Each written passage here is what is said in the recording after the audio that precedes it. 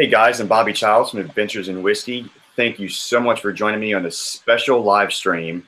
With me today is a very special guest, Markvardsen.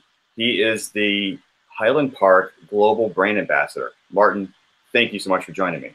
Well, thank you, Bobby, for having me. And before we start, one thing I need to say to people, it's Bobby's birthday today. Happy birthday, Bobby. It's fantastic that you are taking your time on your birthday to talk to me as well. So thank you very much. You're thanking me to take time to drink delicious whiskey on my birthday? Is that what I just heard? I just said that, yes. Thank you so much. Birthday, Bobby. So, Martin, tell me about yourself. How long have you been with Highland Park or in the industry? Well, I've been working whiskey for almost 28 years and started actually just as a hobby and went to Scotland to work at different distilleries just for fun, to see how it was. And one day took the other, and my interest grew with the work I did as well. Started doing a lot of whiskey tastings, and then 13 years ago, I was approached by Edrington Group to work for Macallan and Highland Park. And then about 3-4 years ago, I became 100% Highland Park, which for me has always been a dream come true. I think, when I was approached, I probably had the same feeling as a young boy getting approached from a football team. If you want to come and play for us. So it was a dream come true. And Highland Park at that time, I know it sounds a bit kind of romantic side of it, but it was my favorite whiskey, and probably why Edrington approached me, because I talked so much about it. So today, Senior or Global Brand Ambassador for Highland Park, part of blending as well now and again, finding single casks for different markets, and of course traveling around the world to spread the gospel for Highland Park and do education for our staff around the world as well. So fantastic job. Fantastic. Highland Park 12, which we don't have here, was one of the first single malts I tried when I first got into Scotch. Yeah. And it had such a unique flavor. I didn't necessarily know what that slightly heathery, peaty, smoky note at the end was, until later on when I really dived deep into Scotch and learned a bit more about Highland Park. And the process there is a bit unique compared to other peated whiskeys. Well, especially the 12-year-old, that's the DNA of Highland Park. That's where you find the flavors we are known for. You have the sweetness, you have the delicate fruity flavors, a little bit dry fruit, and at the end you get this beautiful floral honey smoke, which is not overpowering, and that is to the peat we're using. The peat on Orkney is very different from the rest of Scotland, as no wood will be found in it, so it burns very different than other types of peat, but it also gives us a unique honey flavor from the heather that's in peat, which is the majority of what you find in Orkney peat. And we're the only distillery using Orkney peat, and you won't find that type of peat anywhere else in Scotland. So that's one of the things that stands out and what people always recognize in our whiskies. And it's great to find something unique about a distillery, or when discovering a new whiskey, something unique. In this day and age, in the big whiskey boom, there's so much whiskey out there, and some of it starts to share similar DNA. A lot of some blended stuff starts to taste the same after a little while. In terms of big broad stroke flavors, everything's got its own little subtlety and nuance, but for certain distilleries, certain single malts especially, it's nice to find something unique. I think Park does that. I totally agree with you, buddy. We see today that a lot of the distilleries around Scotland is getting a bit more similar in flavors. When we talk about the whiskey regions from the old days, and they were kind of divided into different kind of flavors. You see today Lowland coming out with peated whiskey, which was unheard just 15 years ago. You see Isla with distilleries like Ardbeg, Colila making unpeated whiskey as well.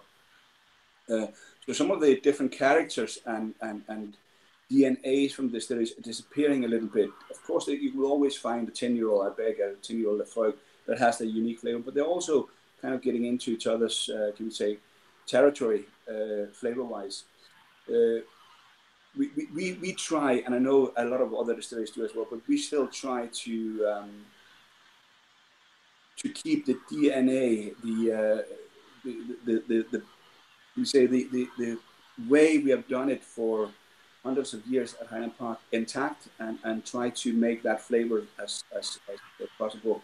Of course, we do experiments like anyone else. We are making a little bit more heavy peated malt now to see what that can bring us. We're using all other types of casks, like we did with fire port wine casks. We don't do finishing. I've noticed that. We mature in the same cask for the full length of time, and see what it brings us. If the cask is good, we'll use it. If not, we might be able to use it in a vatting of a blend or whatever it can be, and so on. But that's some of the ideas we always had, that if the whiskey is good enough for full maturation, or after the full maturation in the cask, we use it. We don't tend to put it into other casks. We don't tend to copy other flavors. We try to keep it as simple as possible, but still with the same DNA as we always have. And you mentioned different cask experiments, like fire. You guys use port casks for full volume bourbon casks. Yeah. Traditionally, it's sherry seasoned casks, correct? Yeah, we use sherry seasoned casks made of either American oak or European oak, and that's an Edrington policy as well. We use the same type of cask for Macallan and Glenrothes. The majority of the cask we're using will always be European oak sherry seasoned cask. We're using a percentage of American oak seasoned cask, and then recently, as we're going to try here as well today, we started using some bourbon cask as well, which we never really did, but found out, especially when we made Freya and later Ice, that after some years in these bourbon casks, it actually gives us quite a unique flavors, and it brings out especially the honey and a wee bit of the caramel you have from us at the end. So it's unmistakably Highland Park when you taste it, just not with all the dry fruity flavors, but a little bit more fresh fruits. So bourbon cask seems to work for us in these special editions. It is a fresh take to see what a unique sort of view on seeing what different casks do. Yeah. To the same whiskey, basically. I mean, you're using the same distillate for. What we have in our core range, and basically here as well, except from Valkyrie, it is the same distillate. It is the same new make we are making day in, day out. Same ppm value at the end as well. But it's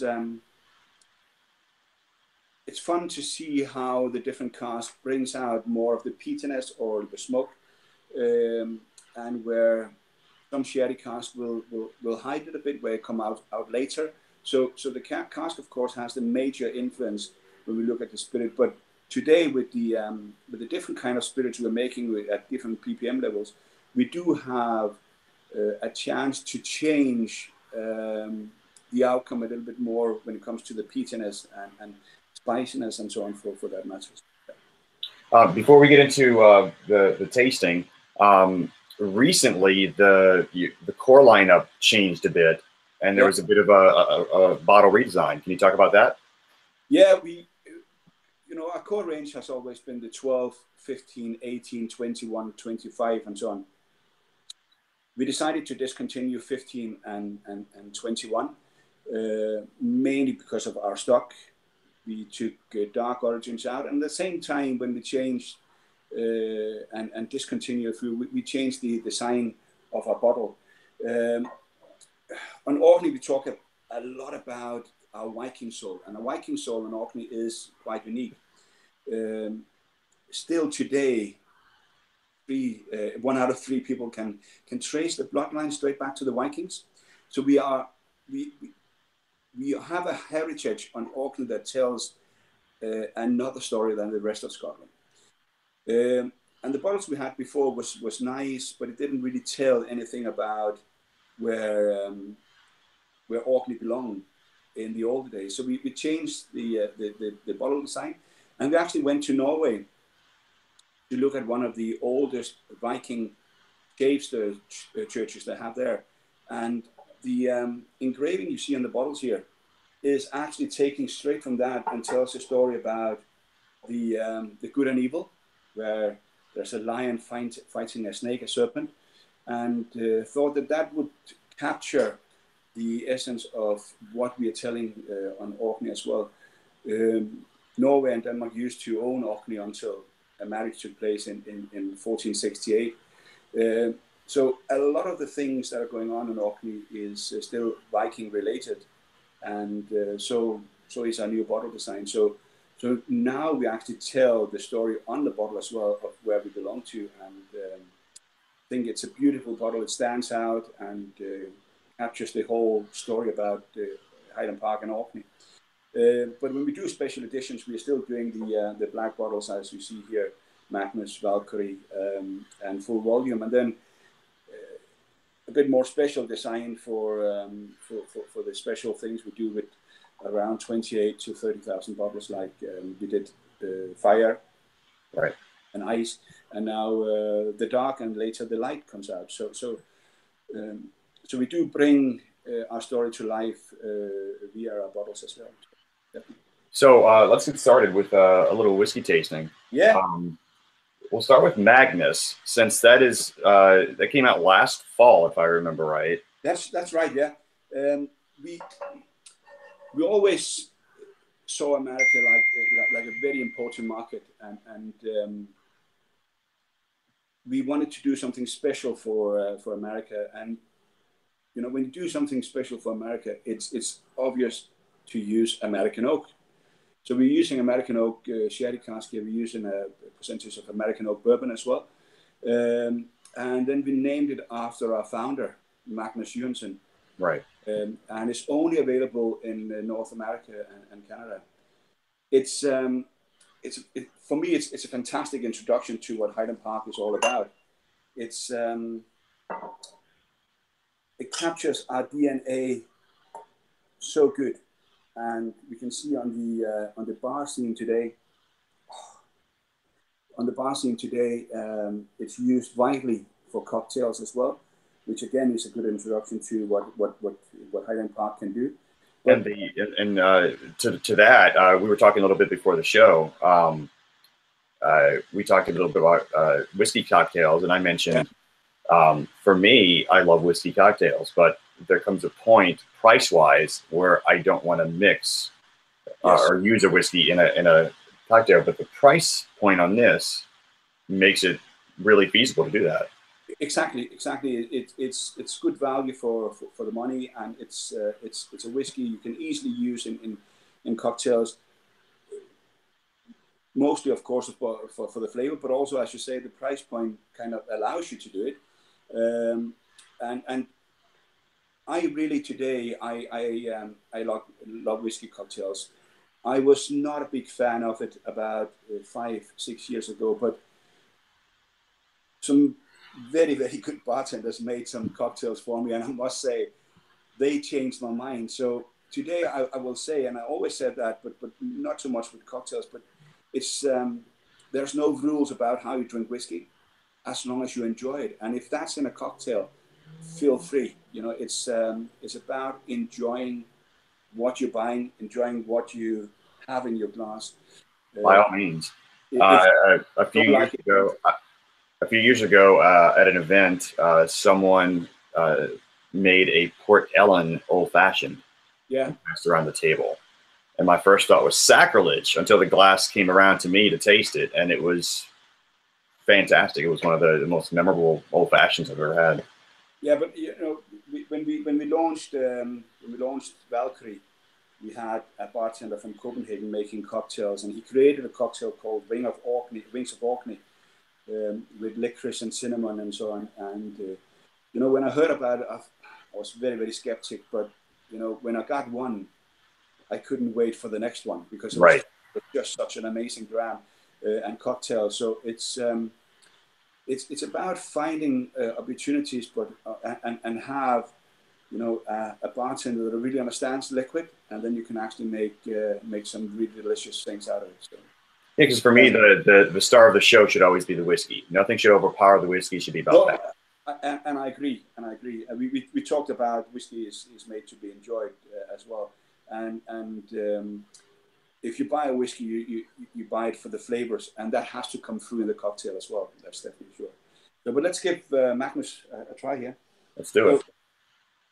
It's unmistakably Highland Park in here. It is Highland Park, definitely, both on the nose, but also on the flavor. And what you get here is lots of creamy vanilla. You get a hint of citrus and some fresh fruit. And it's all delivered in a very, not that Highland Park is a very heavy single malt like a Macallan, but Magnus to me comes across as a bit of a lighter style of Highland Park. Yeah, it is a lighter style, and that's due to the cask we're using, the American oak sherry and bourbon cask, and some refill cask as well. But it's really a great dram for the money, and it's also as I always say, it's a really, really good introduction to Highland Park, because it brings you the DNA at the end with the honey, with the heather. You get a bit of the smoke, and you also get the fruitiness, even though it's not the sherry cask that really brings it in, the European oak sherry cask, but it's there, and it's a delicious whiskey. It's a whiskey now. I'm sitting in LA where it's quite warm outside, and for this whiskey here, that's actually quite refreshing. It really is. We talked a little bit about cocktails. I taste this every time I taste it. I think this would make a great highball. Yes, definitely. So, and it's a whiskey we are very, very proud of, and I think to make something that's so unique for America as well, and still brings out everything we want from Highland Park is the success we have in this one. So fantastic. And we're proud of it, definitely. You should be. The first time I tried Magnus was after trying a rum and a cask strength cognac. Yeah. Said, you want to try Magnus? I said, of course, yeah. And to be honest, I was a little disappointed afterwards, but that's only because I've had these really strong flavors, and before my palate was worn down. A couple of days later, I retried it, and it was spot on. It was great. Yeah, because as you mentioned before, it is a light style whiskey, and that's why we're starting with it here as well. If we take it after the dark, it will fall apart flavor-wise. It needs to be an early start as an aperitif for dinner as well, which we do quite often. When we do whiskey dinners, that's the welcome drink, or the first for the starter, before the food gets too heavy or the whiskey gets too heavy. So it is an early evening whiskey, or an everyday whiskey, if you might say so, depending on when you drink whiskeys. Yeah. Let's change bottles here. Let's go straight into Highland Park Valkyrie, which what was a release last summer, I think, spring or summer. We released this in April last year. 27th of April. In Denmark was the global launch at the designer of the label's house, Jim Lyngvild, which is a true Viking, and lives like, you know, a Viking in his Viking castle and so on. And we had him to design the label. The whiskey itself is quite a unique whiskey, as we use 3 different kind of casks. We use American oak bourbon, American oak sherry, and European oak sherry. But what makes Valkyrie a wee bit different from the other 4 bottles we are tasting here is that we dialed up the smoke. We make some peated malt every year, few weeks every year, where we not mix it with unpeated. So this is 100% peated malt from a distillery, which we distill on. And you easily tell as soon as you open the bottle and pour it. Exactly. You know, you get more smoke coming out. You get a bit more delicate peat coming out, and with that follows a spiciness, a certain spiciness as well to it. So this is one of the first we made. We made Hobbyster as well with a little bit more peat in it, which was distillery exclusive. But this one here is telling us what we are able to make a bit more heavily peated malt and still be very delicious. So even though we're using the same ppm value as you'll see some of the Islay malts, you will find here that it's not that peated as an Islay malt. Correct. It's a different type of peat. It's a different type of smoke coming out. Yeah, there's no iodine. There's not really that. Yeah. You won't find the iodine medicinal flavor, which for me is what Islay is all about. I really love animals, but it's a different type of peat. It's a different type of smoke. So let's try. 45 fruitiness here. Alcohol and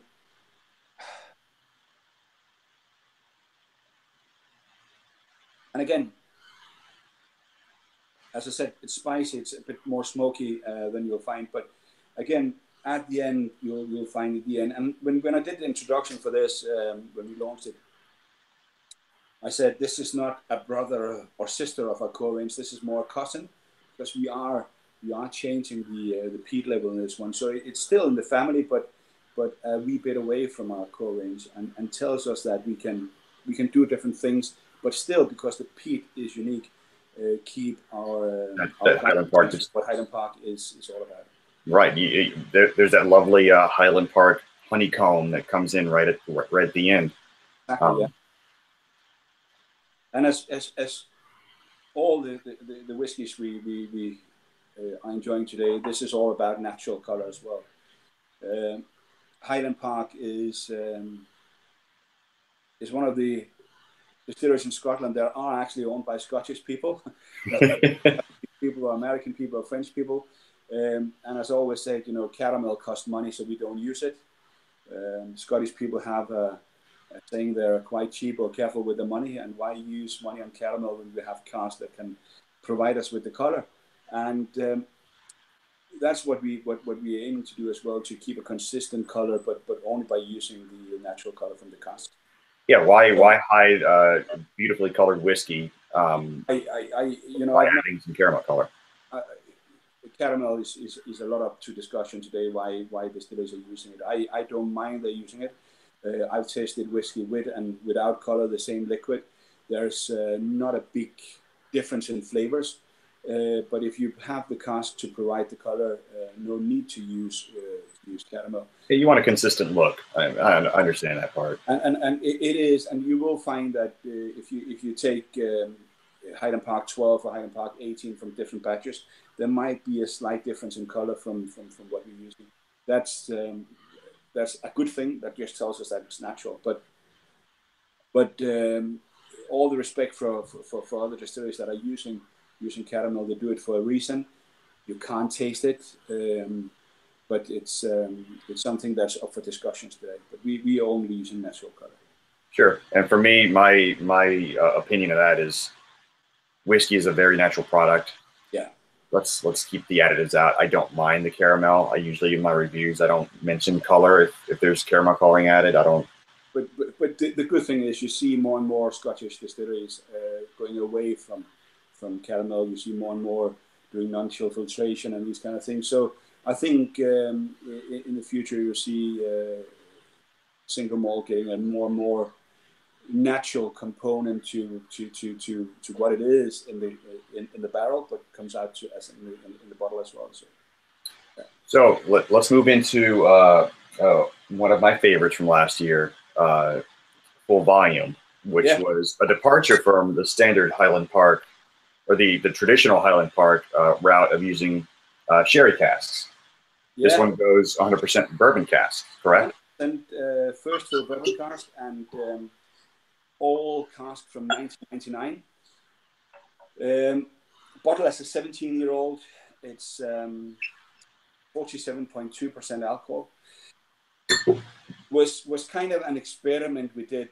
Our brand director, Jason Craig, is crazy about music, and got an idea about talking to a music composer, a music producer, and hear how they build up music. And it was very, very similar to the way Gordon Motion, our master whiskey maker, is doing it, where they start with one instrument or one cask, and on top there they build the different ingredients or notes, as you might say, to come up with whiskey or a music act that are very balanced and very complex.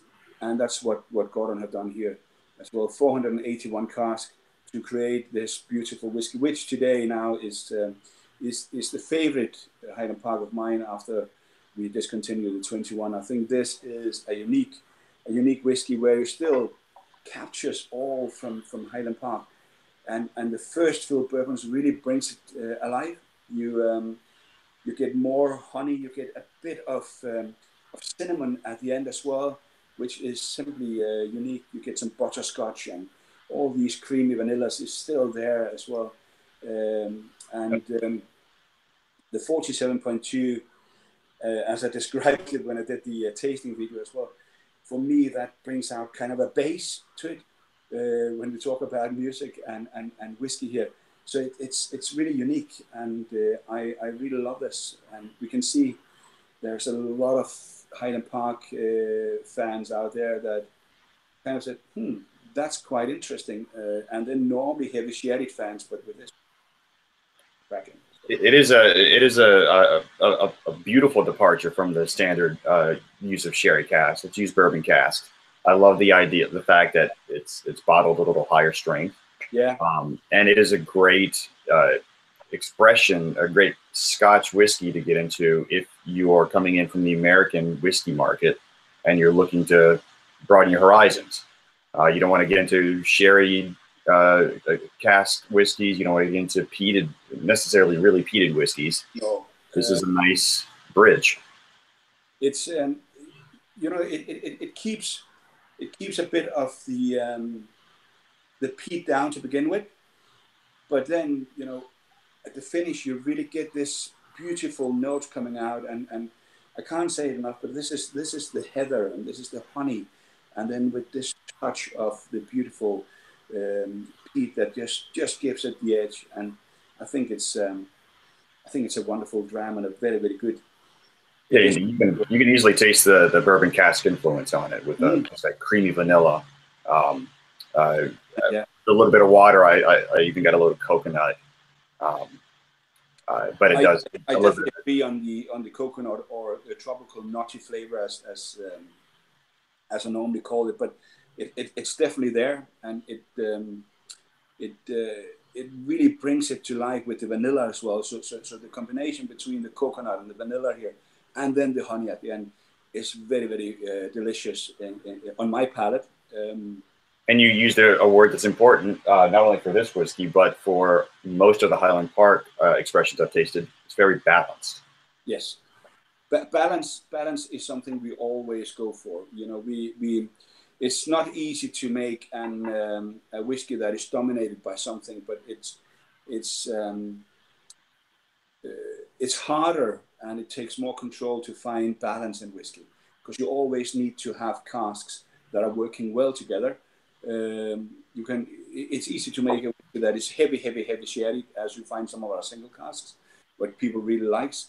But the balance is not there. The balance is what you create by mixing different kind of casks together, and goes well. So just like people. With the positive response from full volume, I know you probably can't share, but do you think it's possible that we'd see a regular Highland Park release in the future that's matured strictly in bourbon casks?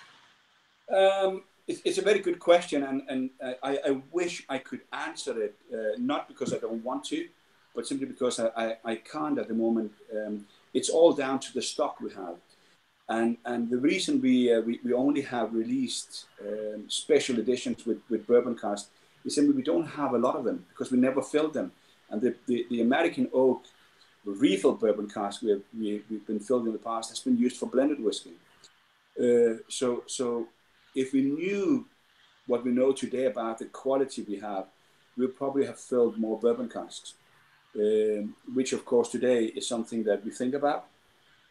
But we have bourbon casks to probably make more of these special releases like full volume, ice or fire.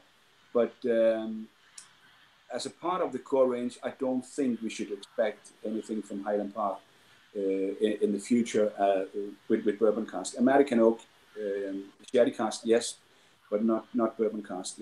I think we will have cask for limited editions or special editions, but not for a part of the core range. Gotcha. And core range, let's move on to one of my absolute favorite whiskeys of all time, Highland Park 18-year-old. Yeah, well, this is one of the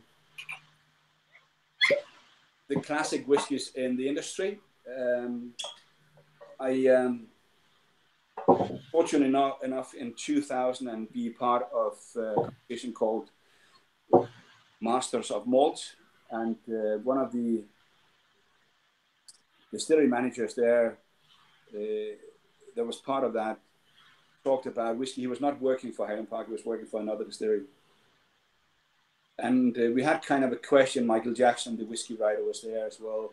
And we had a question. So if you had to go to a desert island and you could bring 3 whiskeys, what whiskeys which would that be? And Michael Jackson, the distillery manager, and from the other distilleries and so on, they all said, well, in the first 3, it would have been Highland Park 18.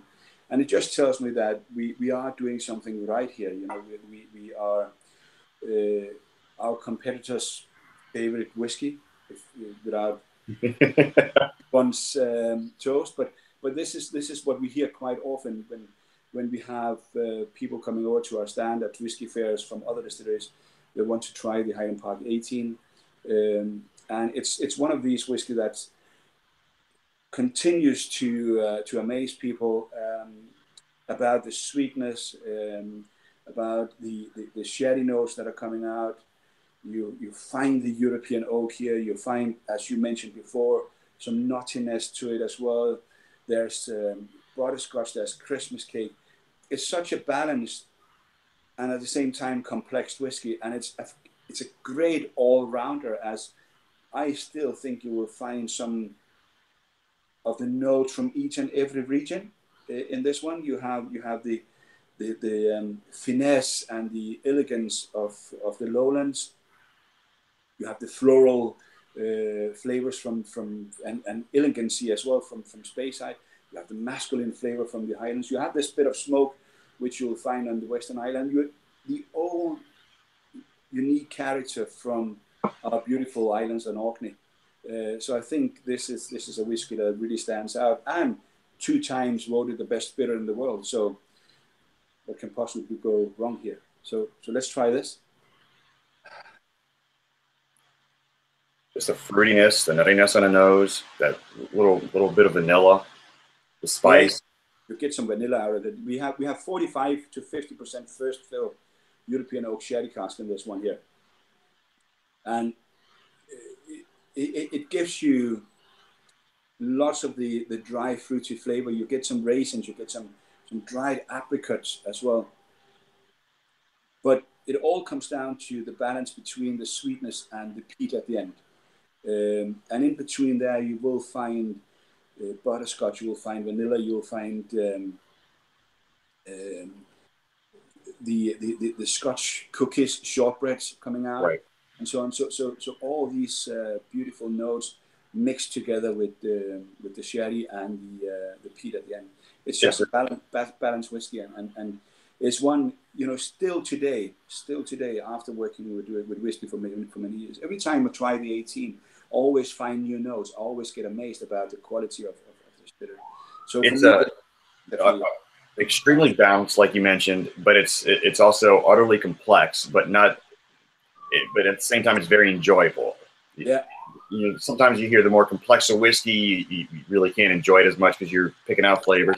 You can pour this with in a glass. You can add some water, ice, however you want to drink your whiskey, and enjoy it. Or you can pour it in a nosing glass and just pick it apart. And like you said, every time I come to it, there are new flavors. Yeah. Mm. I would almost say let's stop there because this is so delicious. But there's one more I've been really aching to try. I've been very excited to try this upon hearing about it. Highland Park, the Dark. And this will be my first time actually opening it since I got the sample. But the Dark is simply amazing. We made Ice and Fire, and that told us a story about Norse mythology. With the Dark and later the Light that comes out, we talk about 2 days that are very important for Orcadian people and for the Vikings that used to live there. The winter solstice, the shortest day, was a very important day for them, as they knew that the next day would be longer, and they were preparing for the rage and getting ready for summer. The Light that comes out later was, of course, about the longest day, and next day would be shorter. But to capture the whole in one bottle, we made a beautiful bottle design as well. When we talk about the bottles, beautiful engravings, but also the whiskey, 100% European oak sherry seasoned casks, 17 years old, and at a really, really nice strength of 52.9. Some say, oh, that's a high strength, but you know, you have it's done right. It's the higher strength will just be a better delivery for those flavors. Yeah, but I would say 52.9. Normally, when I have whiskey that strength, I will add a drop of water to it. I don't think I need it in the Dark. I think it's so settled. I think it's so delicious at this strength, and really gives you the essence of what we're talking about. When we're talking about the shortest day on Orkney, we also talk about it's cold. This really warms you up. This really gives you the feeling that you're sitting back home in front of the fireplace. You need something to warm you up. And this is what the Dark is all about. Again, the sherry oak, European oak here, lots of the raisin, you get the Scotch Christmas cake coming out. Cinnamon will be there, almonds will be there, and you even get this touch of ginger at the end. But most important here, I think, it brings the smoke and the peat alive at the finish. Yeah, it's the sherry cask character is very strong here. Yeah, but not overpowering. No. And we are talking about balance. We're talking about complexity. We have no flavors here overpowering. The sherry is there, but it's not overpowering. It's getting balanced with some of the other notes that are coming out, and I think it's a lovely dram. It's a lovely dram, and that's what we hear from around the world as well. It's been really, really well received. Based on this, the Dark is a great name for it because it does carry some of those exactly those winter notes that you talked about, things we associate with especially Christmas. A lot of spice, sort of you mentioned Christmas cake or fruit cake here. Just that wisp of smoke on the end. It's very beautiful. And you're right. I don't know that I need to add water to this. And the finish is just extremely long. I have a flight at 4 o'clock. I don't think I'll have food tonight. I'll just be able to taste this on my flight all the way to New York. So this is simply a fantastic whiskey. It's creamy. It's oily. everything you would expect from Highland Park as well. So it really is. It's different than everything else we have on the table that we tasted today. But it it comes from the same distillery. It shares its same DNA. And when you say that, Bobby, I think with the 5 expressions we have today here, we really show what Highland Park is capable of.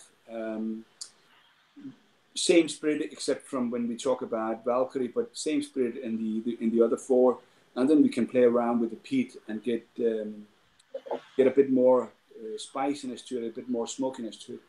But what is common for the 5 expressions we have here is at the end the DNA. You get the delicate smoke, and that's you get the heathery honey peat, which is what Highland Park is always about. So so the sweetness, the peatiness, the heathery notes is there in all 5 expressions. And on a whiskey geek note, it's interesting to see the difference between the 17-year-old full volume, which was in bourbon cask, and the 17-year-old the dark, which was completely sherry casks, European sherry casks. Massive difference, and it should be when you're using cask like this, and when light comes out, light will be very different as well. We're talking about American oak refill cask, and we're talking about maturation in barrels, where the dark is maturation in 500 liter sherry butts. So you have less contact to the wood when you're using sherry butts, and when you go down to barrels, 200 liters, you have more contact to the wood. It will still be a 17-year-old. It will still be the same alcohol strength. So light and dark next to each other is like day and night, and but you have the same kind of point to start out with. 17 years old, 52.9%. Just very, very different types of whiskey that comes out at the end result. Which is what I think a lot of, we talked about a thirst for whiskey knowledge these days. And taking 2 whiskeys that are same distillery, different casks. It's a nice little experiment you can just do right there on your table, in your glass. When can we expect the light? Well, light will be. We start shipping it out in April, May. So I would reckon that it will be in the States about June, July. And again, look forward to the bottle design is like the dark, just of course in a pale glassware. It's going to be an amazing dram when it comes out as well.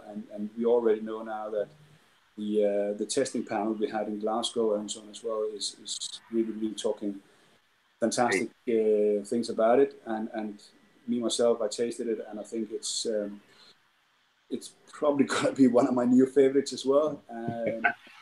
And we continue doing these things. We have the follow-up coming out from Valkyrie called Valknut, which will be coming out after summer as well, where we dial up the alcohol strength as well. We dial up a little bit more of the American oak. We lifted the smoke again. So again, good addition to the family of the Viking legends.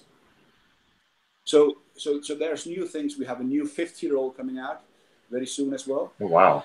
And again tells us what we are able of at our little distillery on Orkney Islands to produce a lot of fantastic things.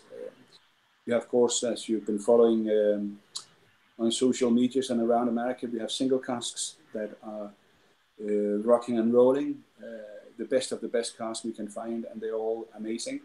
So we are not a distillery that go back and sleep because we have a wee bit of success. We continue following up, continue making Highland Park fans happy with what we can do, and I think we are in a really good shape for the future as well. We have some amazing casks lying around. We are producing fantastic alcohol and spirits. Our staff is very, very dedicated. Our new, or she's been there for a couple of years now, Marie Stanton, our manager, is in the most positive way I can say the most nerdy distillery manager I ever found. So she's continuing finding things we can do better each and every day without changing our values. our team in Glasgow with Jason Craig in the lead is amazing. Never found people or never met people with such an imagination of what we can be doing in the future. So I think for fans of Highland Park, there's still a lot of great things in the future to be out there. And we like to tell stories, as you can see with these. Each and every bottle here have a story, from the founder of Magnus and the distillery, to the spirits of the Vikings, the Valkyries, to the music, to the bottle shape of the new one telling the story, and of course telling the story about winter solstice and summer solstice. So we like to tell stories from Highland Park, and we have plenty of them. So I don't see any decrease of good stories from Highland Park and good whiskies in the future from Highland Park. You keep pumping out the whiskeys as beautiful as these, and you've got nothing to worry about. I'm not worried at all. I'm not worried at all. When I look at our team and I look at our casks at the distillery, I'm not worried at all. I think we are in really, really good shape, and I'm only worried about the only thing I'm worried about in the future is simply that we will produce so many whiskies that people will be too happy. I'll be partying too much, but to be honest with you, it's a positive problem we have.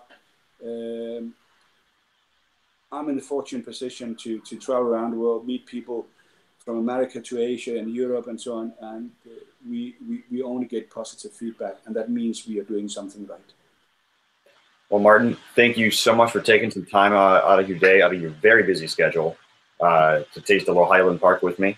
Well, thank you for using your birthday talking to me. I'm really honored that you took your time, and also taking me through what your opinion is about our 5 whiskies. That's fantastic. So thank you very much, Bobby. And let's hang on a line. I'll talk to you in just a second. To everyone else, thank you so much for joining us. We'll see you soon. Cheers. Cheers.